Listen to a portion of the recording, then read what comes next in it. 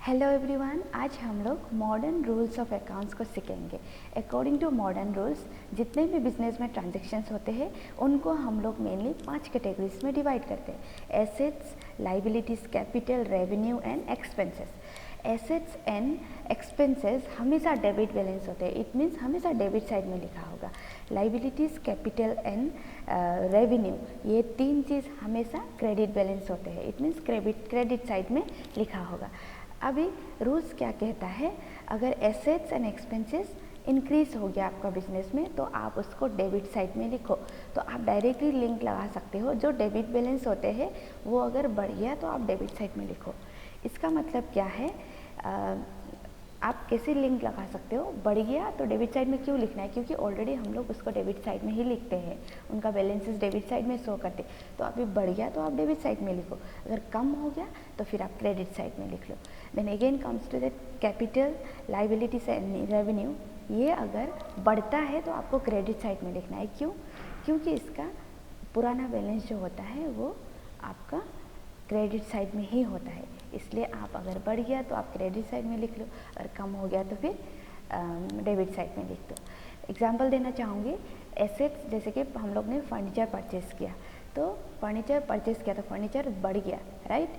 तो फर्नीचर बढ़ गया तो आप कहाँ लिखोगे अभी, क्योंकि एसेट्स हमेशा डेबिट बैलेंस होते हैं तो आप डेबिट साइड में लिख दोगे, क्योंकि फर्नीचर बढ़ गया। फर्नीचर आपने परचेज़ किया, फर्नीचर बढ़ गया तो डेबिट साइड में लिख दिया।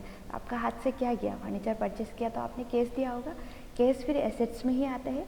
एसेट्स अगर कम हो जाता है, अभी पैसा कम हो गया ना आपका हाथ में जो कैश था, क्योंकि आपने फर्नीचर परचेज़ किया, तो अभी आप एसेट्स कम हो गया तो हम फिर कौन सा साइड में लिखेंगे, क्रेडिट साइड में लिखेंगे। तो जर्नल एंट्रीज कैसा हो गया, furniture account debit to cash account, simple. इसी तरह हम लोग सिंपल तरीक़ा से अपने जर्नल्स को कर सकते हैं। Again liabilities and capital and revenue में सेम फॉर्मूला होता है, जैसे कि क्रेडिट बैलेंस से बढ़ गया तो क्रेडिट साइड में लिखो। तो एग्जांपल देना चाहूँगी, जैसे कि आपने बैंक से लोन लिया तो लाइबिलिटीज़ बढ़ गया, तो अभी बैंक लोन जो है वो बढ़ गया तो आप कौन सा साइड में लिखोगे, क्योंकि क्रेडिट बैलेंस होता है ये लो, तो क्रेडिट साइड में लिखो आप। तो बैंक लोन आप कौन सा साइड में लिखोगे, क्रेडिट साइड में लिखोगे। एंड आपने बैंक से लोन लिया तो पैसा आपका पास आया, कैश आया आपका पास, अभी आप एसेट्स बढ़ गया, आपका पास पैसा आया तो एसेट्स बढ़ गया, तो एसेट्स बढ़ गया तो आप कौन सा साइड में लिखो, डेबिट साइड में।